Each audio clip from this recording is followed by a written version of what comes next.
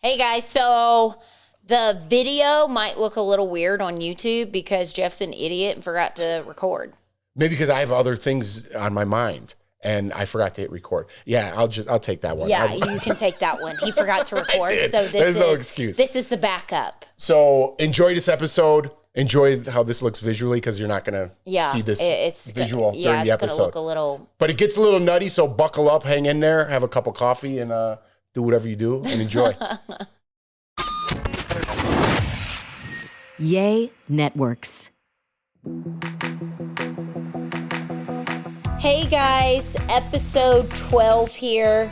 Thanks for sticking around and listening all these episodes. Thank you for all the comments. Thank you for all the DMs. Thank you for following, tagging friends, downloading, subscribing.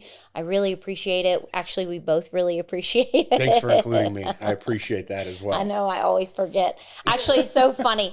Today, I was talking to Lawson and Leighton. I was like, your dad's going out of town this weekend. I was like, what do you guys want to do? Do you want to go see a movie? Or we can do movie night at home? And I'm just like naming some things that we could do. And Lawson's like, Daddy never goes out of town. I was like, yeah, I know. I was like, I'm really excited about it. And he was like, yeah, really? He goes, why? I go, because he's just been around too much. I'm just happy he's going out of town.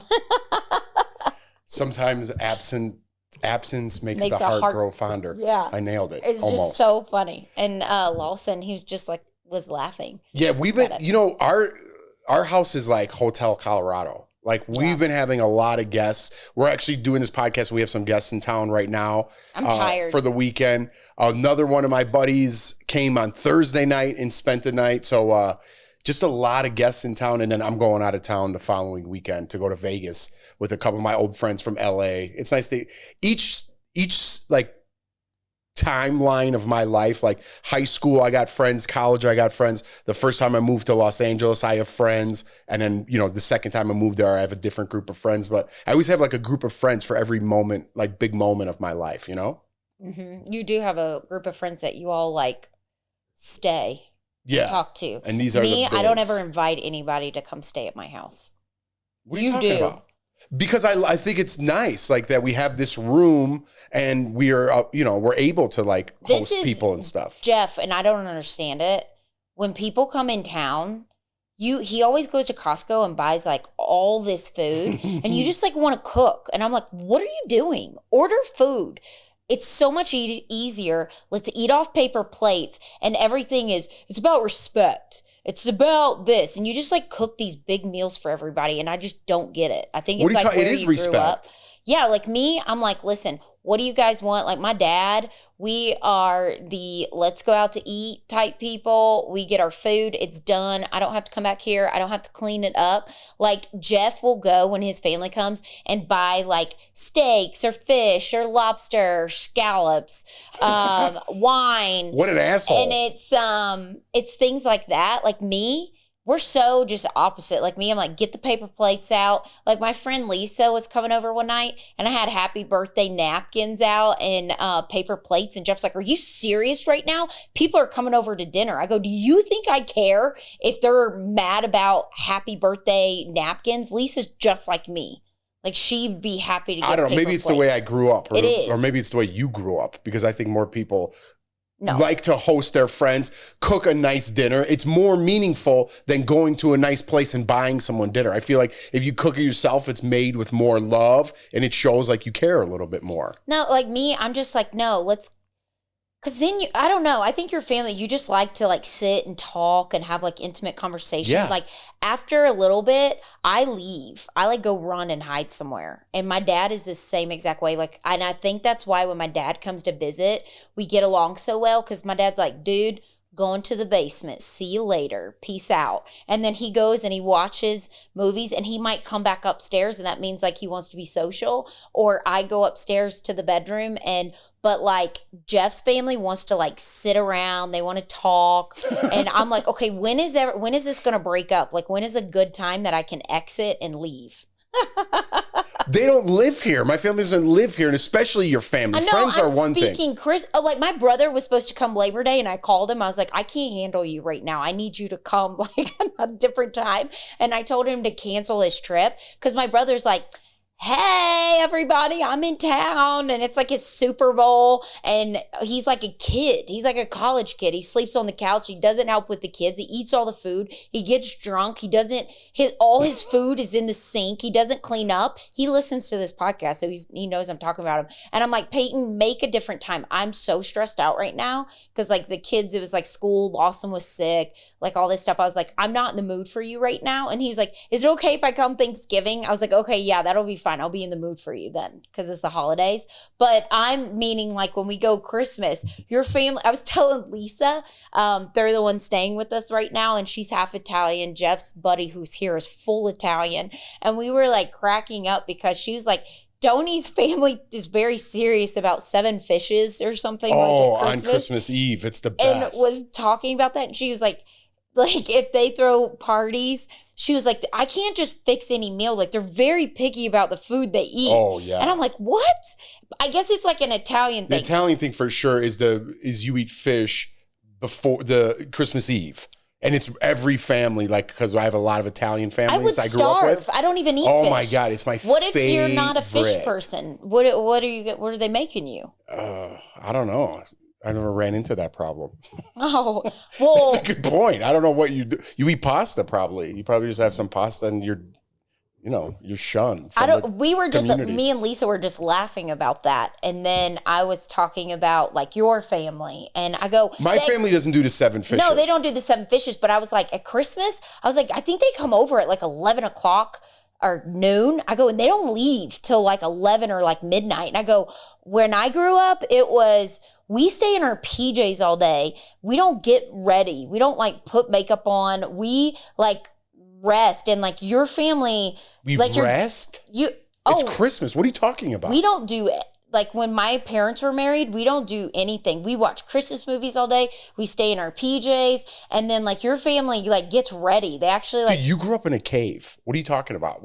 You don't cook for your family. You don't want to talk to your family. We stay in our PJs all day. That's what you do. And then Lisa was like, oh, that would be nice, like to do that. And my friend Megan, like in high school, she'd come over in her PJs and she did the same thing. It's just how we grew up. It's so opposite. It is, I talked about that last. It's like so weird how different people grow up and how, like to me, it sounds crazy. Like all the things you're mentioning right now. My mom's family's from Southern Illinois. My dad's like from North Carolina.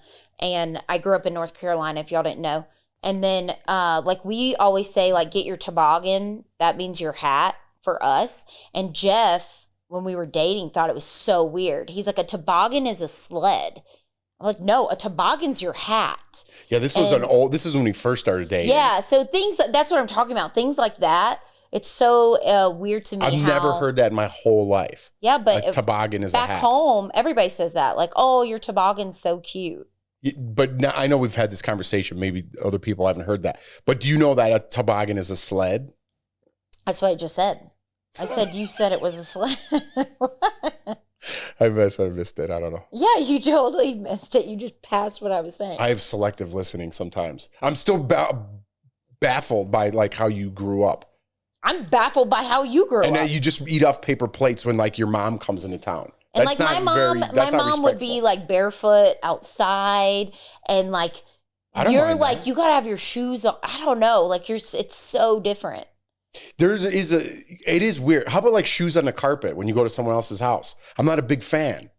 Like people you take your shoes off. House. Yeah, other people's house, I'm very respectful. I take my shoes off. But I'm just saying like the kids, you're like, you need shoes on. And me, I'm like, go barefoot. No, because they're boys. Okay, now we're just getting in.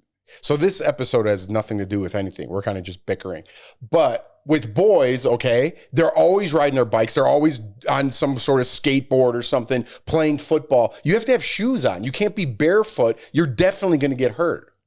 We're running around in the concrete, your bike, you got to put shoes on, man. I don't know. When I was a kid, I didn't wear shoes. You don't go hard.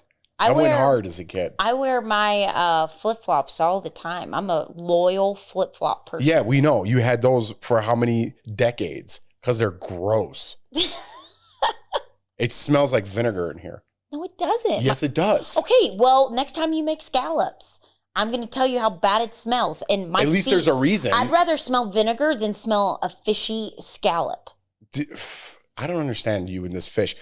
Look at those things. Smell. I want you to smell them. They're not bad. Take a whiff. They're not bad. Fine. I'll do it. Hang on. They're not bad. What are you talking about? I could smell them from here. No, they're not. My feet are not bad. They are totally not bad. They say when you don't wear shoes, you're like one with like the ground. Who's or like they? the like hippies.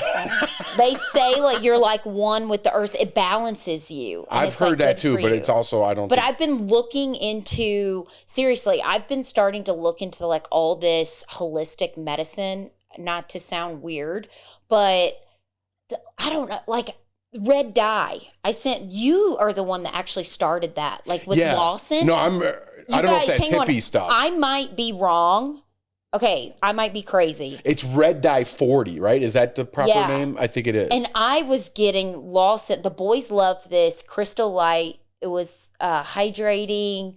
I don't know. It was something. And there was like fruit punch. There's other stuff with red dye in it. I don't know if it was the red dye 40. But I stopped using it. And I feel like I can see a change. All right, well, let's take a little break. We'll get into that too, because that's not holistic. I kind of was on the red dye train too, like kind of get rid of that from your diet. But we'll talk a little bit more about that when we come back. Okay. Hey guys, easy one this week, DoorDash. I really do. I use DoorDash all the time. Jeff, he gets a little annoyed with me how much I use it, but we do pay. I don't even think you realize it. We pay our monthly $9 a month. Well, it's $9.99. It's $10 a month for our DoorDash. Worth every penny, isn't it? No, this summer it's like perfect, because this summer I'd be up at the pool with the kids and they would say, "I'm hungry," and what's great about it is you can leave a note on there. And I'm just like, "Oh, up at the pool, meet me out front." And then the dasher lets me know they're here. And then I just walk out and they hand it to me. Or like, I never want to open the door and I hate talking to people. And so I just put a note at the door and just say, "Leave it at my door." And then they take a picture of it. They send it to you that your food was delivered. And then you know. And you can track on the map how far they are away. They let you know when their food has been picked up.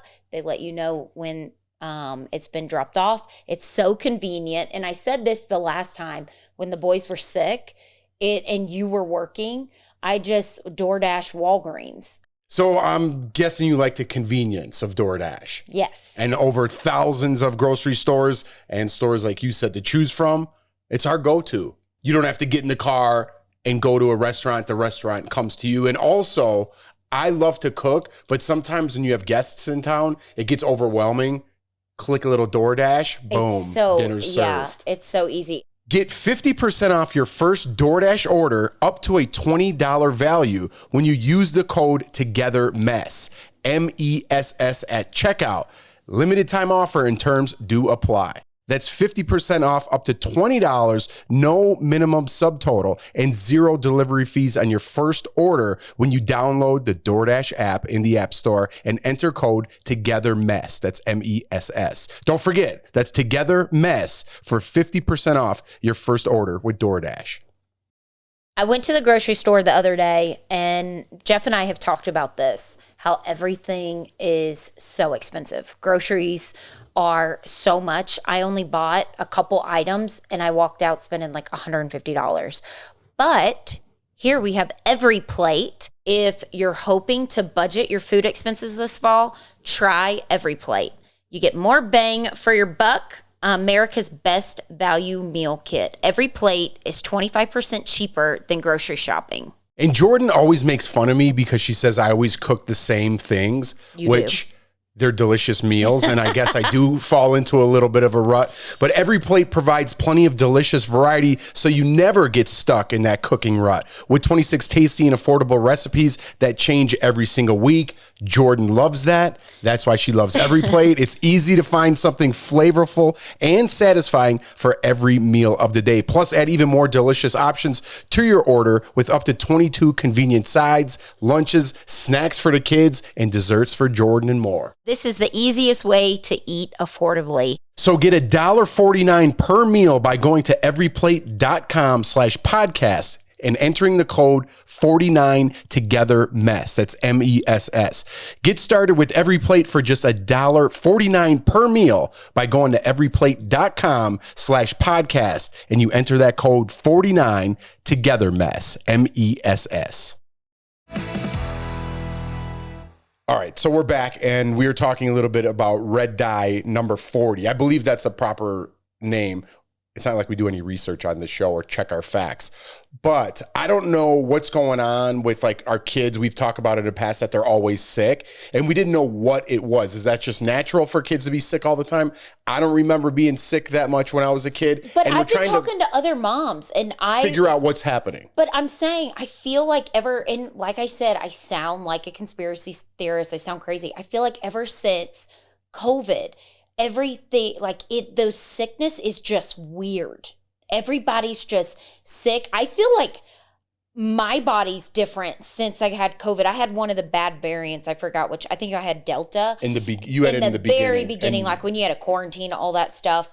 And I quarantined for like 21 days, never had anxiety in my life. And then... No, it wasn't 21 days. Yes, it was like 14. It was 21 days. I had to do an extra 7 days because remember Dr. Culty was like, you have to keep testing until you're negative. Oh, wow. And it was day 20. Was it 21? 21 days. I would know. I had COVID. I know. Remember that? I'd bring you food down here like you were a sheltered animal. After COVID, I had the worst anxiety. I got to where I couldn't leave the house. I would, when Jeff and the boys would leave the house, I would have such bad anxiety that I would sit on our back patio because I felt like if I was inside, I was going to have a massive panic attack, if that makes sense. So I would sit outside, put on our speakers, and I would listen to positive thinking, and I would lay out there and sit in the sun, or I have a devotional Bible that breaks things down, and I would read scriptures, things like that. And I never had that before, ever. And then I feel like I get sick all the time. Like now I'm trying to get in with the endocrinologist because I feel people who've been following me a long time, I am putting on so much weight and I think I have a hormonal imbalance. Last week, I worked out every day and I did over 20,000 steps. I made sure I did. And I got on the scale and I gained 6 pounds. That was no drinking. That was nothing. And like the weight I'm gaining is like crazy. And then I cannot lose the weight. I've never had this problem in my life. And then the doctor gave me something because I went to her about my weight gain. And she goes, yeah, from the time you saw me to now, the amount of weight you've gained, and the stuff she gave me wasn't even working. It's crazy. And I feel like when I eat, after I eat, I crash. Like I'm so tired. I'm bloated all the time or constipated. I'm probably sharing way too much information, but something's off. And so I want to get blood work done because I went 10 years when we were dating, and you would be like, Jordan, this is so dumb. I went 10 years without health insurance because I never was sick, never went to the doctor. And all of a sudden I feel like after COVID, I'm just sick all the time. And then when I get sick, I break out in red dots that are like, like shingles. They burn and it's like scabs. I've never had that before. Right after COVID, broke out in these red dots all over my stomach. My mom gets the same thing. She breaks out all over her back, and it wasn't until after COVID that we started getting these. Like, it's weird. It kind of freaks me out. I can't really think about it, or I start getting anxiety. I think a lot of people have like COVID, whatever that is. You know what I mean? Like, I think it spun everybody a little bit out of control, especially if they got hit hard or whatever it was. Going back to the red dye, because I don't want to just leave that out there. Sorry. No, I want to, because I don't know what it is. I've just been seeing a lot more videos that I watch, whether it's on Instagram or YouTube, about people talking about red dye and like you shouldn't give to your kids. And I've heard that before, but now I'm really starting to hear it. So it's impossible to keep it completely out of your kid's life because it's in Gatorade, fruit juice, see everything. Yeah, it's but in I so feel many like things. But we've definitely cutting it noticeable down because I was like, why is Lawson's immune system so low? And there's he hasn't been sick. No, and there is no evidence behind this. I don't know if that red dye thing's a conspiracy too, but whatever it is, we're just trying to knock out little things because I think, getting your blood work done I just got mine done and it came back fine, but I want to get like an extensive blood work panel where they look into it and like, I did it one time when I had this job back in LA, remember that? Mm-hmm. And they give you an extensive breakdown of like, hey, you're vitamin C deficient or you need more vitamin D. And a lot of COVID, not to go back to COVID, but a lot of people who got really sick were lacking vitamin D, so people, I definitely jacked up my vitamin D during the pandemic and I still kept that in the wintertime because like I was saying, I hibernate, my vitamin D is always low. And then in the summertime, I get plenty of it because I'm outside all the time. But I think it's weird too now, like if you need to see a specialist, if you need a, like today when I called about the endocrinologist, they couldn't see you till February. You try to go to a gyno, make an appointment, it's a 7-month wait for a gyno. Why is it such a big wait? What if you really need to see somebody? I think you're talking about like, the top people. So if you find the top people in Denver, whatever, everyone wants to get in with that doctor. So that's why it's such a long wait. I think if you call any gyno, it's this gynecologist I called. She's not a top known doctor. I just need to get in and get my IUD out. It's like 7-month wait. I'm like, what is going on?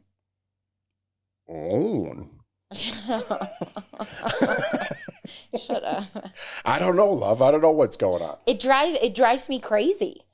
And like these, I don't know, just like the getting back, like I don't know why we're talking about like medicine, but working out and stuff. You might have some imbalance. I don't know what's happening. I think I do. I think it's a good idea to go see someone like that and get your blood work done, so the doctor and you have a better idea. But I'm really, really into, and that, like, working out. If I don't work out for like a week straight, I literally get sick. My body doesn't process things, and I don't know. But I think that's because you're used to.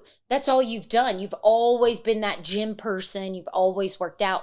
Me, I've never been like a gym person, as you can tell by looking at me. I'm like,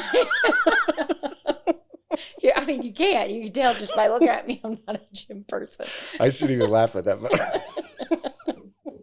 But if I'm the person that's walking outside. That's like my workout. I don't like going to the gym. I always feel uncomfortable. I always feel weird. Like places like Soul Cycle, I went to those, but I always feel like it's like a cult. It's like, yeah, Soul Cycle. It is culty. I don't know. And I think it's just weird to me. It is pretty culty. Like those gyms and things like that are culty. And like everybody, it's almost like the cool kids club and everybody's hanging out. And I'm just like, listen, I just want to work out. I don't want anybody to look at me. I just like get away. I don't want to high five. I don't want any of that. Yeah, you don't want like a mom's like wine after and stuff like that. Yeah. I think it's so cheesy. I was never into all that like stuff either. I just like to crush my workout. I love yoga, but not like culty yoga. There is culty yoga. Yeah, there are culty yoga places too. Did you ever see that Bikram yoga guy? It's like a special type of yoga, but he's yoga. It's on Netflix. I don't know. And he kind of like sleeps with all the women and stuff. It's super culty. Okay, we're off the rails. Way off the rails. Well, this is what we do best. Speaking of cults, I don't even understand how anybody these days, you form a cult. I don't know how anybody gets in a cult. I don't understand it.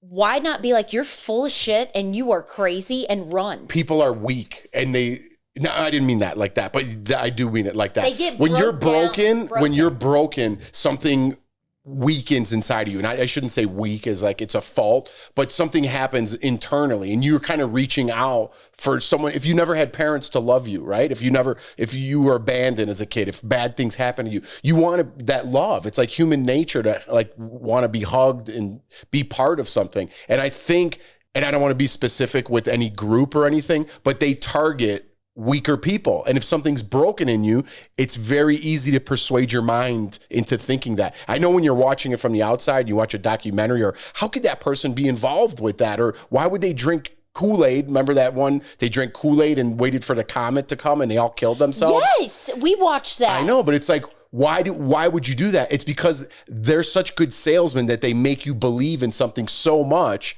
that they're your figure, they're your father figure, they're your mother figure. I think that's they're so the people crazy. that hug you. It's crazy. And they're all kind of the same. It's like at the end of the day, they're all sleeping with someone's wife. Yeah, you know what I mean? It's weird. always ends that way. It's so weird. Dude, you know what's even weirder? The tangent we're on right now. What are we talking about? I like it. It's random. All right, well, We'll take a break. let's regroup and get this train back on the tracks. Okay. TogetherMess is sponsored by BetterHelp. As the seasons change, so do Jordan's moods. I have seasonal depression. I really do. As soon as it gets dark early, I'm like in the bed by 6:30, ready for bed, lights out. So what about the seasons makes you depressed, like in your own opinion? I just don't like it's dark and it's cold. And I think when you're not outside and you have vitamin D, makes me, I don't know, I just have more anxiety, I feel like, during the winter months. Do you feel like you don't talk to people as much during the winter months because you're not as social as you would be at the pool in the summertime? Yes, that's true.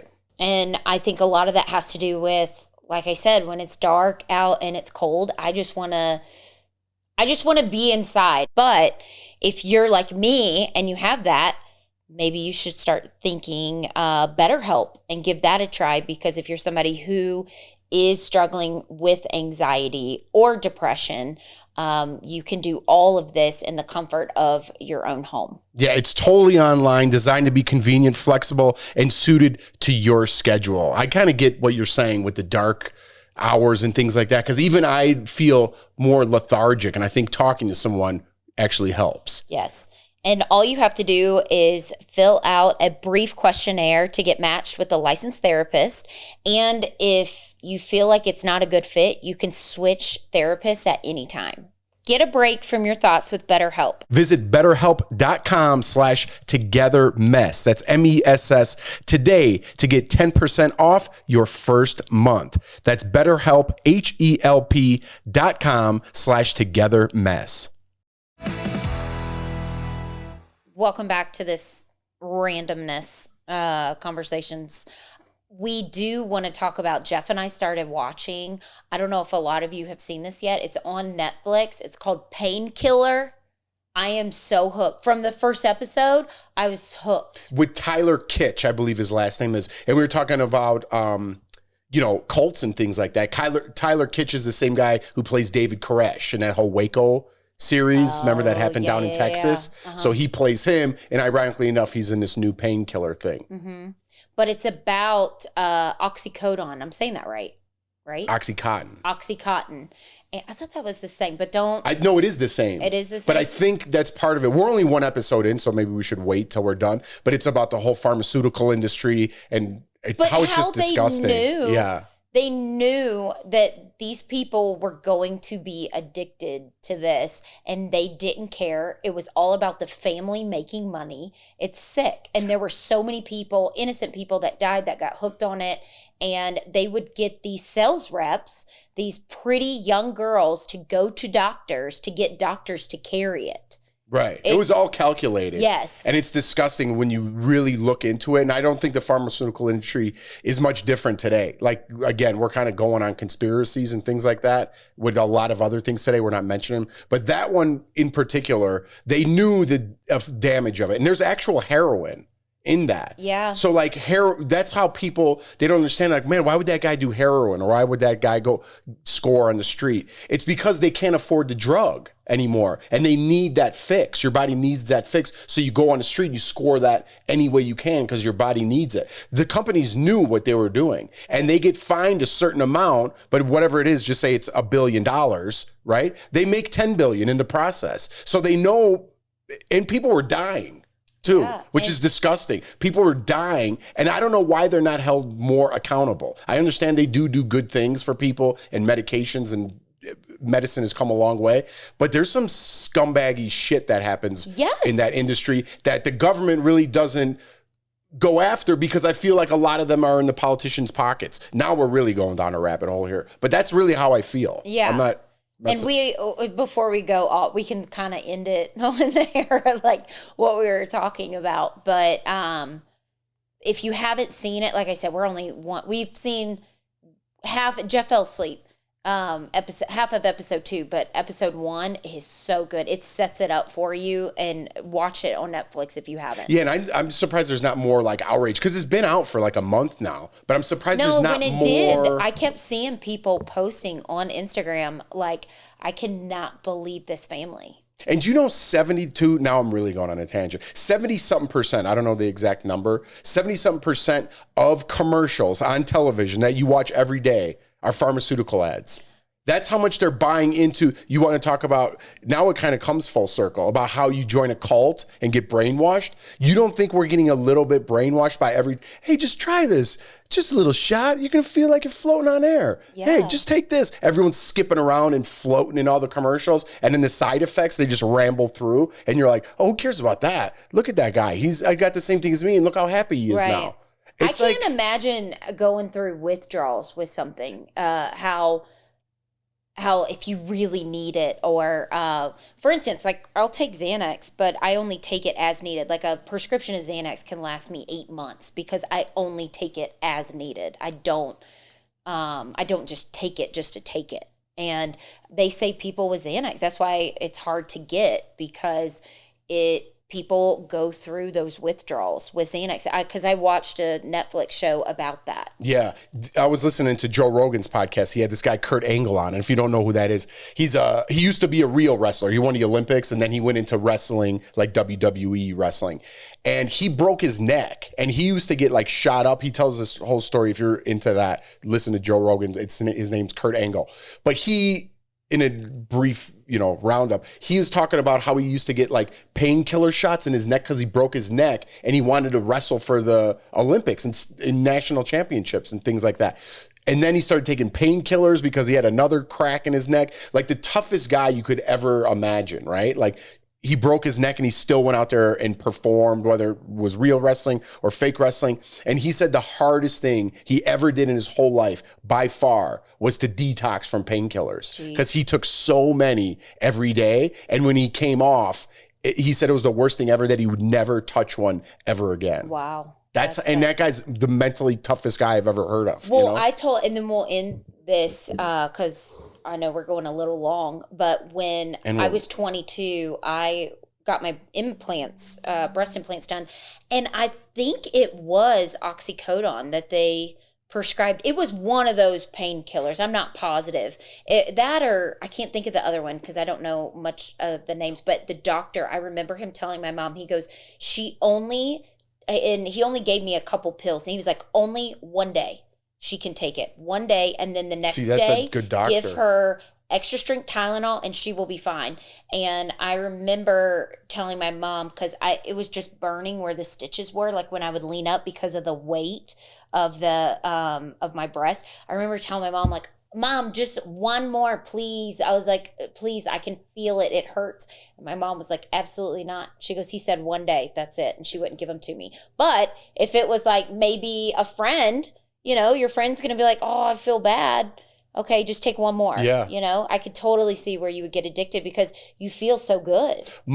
So when I got surgery on my arm, when I pulled my bicep, or when I tore my bicep riding that bull, they gave me something called Norcos. Yeah. And I don't know, it's one of those things, but I remember the name. And while I was going to rehab, I took some Norcos, and then I only had a bottle, right? And I had leftover. My arm was feeling better, and I had some leftover. And remember at the old apartment, I took one. I think I was drinking like on a Saturday. I was hungover. I'm like, I'm going to take one of these Norcos. And I took one, and I painted our whole apartment. And I like cleaned every detail. I'm not even kidding. I was like the best Jeff I could be. I don't know why. And then the next weekend I did the same thing, and I ran out of them. And I remember I went back to the doctor, and he's like, hey, do you want a refill? And I go, absolutely not. because I could see myself like, man, I could do this every weekend, or then I could start doing that during the week and I could get more things done and I'm the best version of myself. And I was right when I luckily there wasn't that many left. And I was like, I got to stop taking these things. And I told myself that I've never really, like I said in past episodes, never really been a big drug guy, but I could see where those things like start to take effect. And then I got my tooth pulled like last year or something.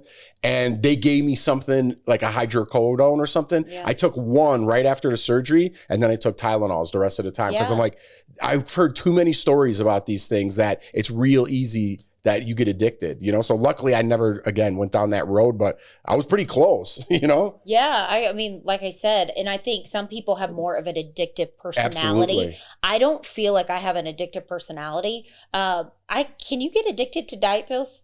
I always took diet pills in my 20s. I think so. And on and off, not all the time. But if I took a diet pill, I was like, you on Norcos. I don't even know if they're the same. But I was just like, it was like taking an Adderall. I would get so much done. But then I'd be up all night. Yeah, it's scary stuff. I don't know how we got down this road. Yeah. And listen, just a little disclaimer. We're obviously not doctors. Yeah, so don't listen to anything that we said. Take it with a grain of salt and go do your own research on these things. But these are just a couple of stories that kind of identified with us. I don't know how we went into that today, but that's kind of what we did. I like the randomness. Let me know if you like this episode. And thank you again for downloading, liking, subscribing, tagging a friend. Thank you for following us. Thank you for listening to this podcast. Thank you for watching this podcast. And have a wonderful day. Bye. Bye.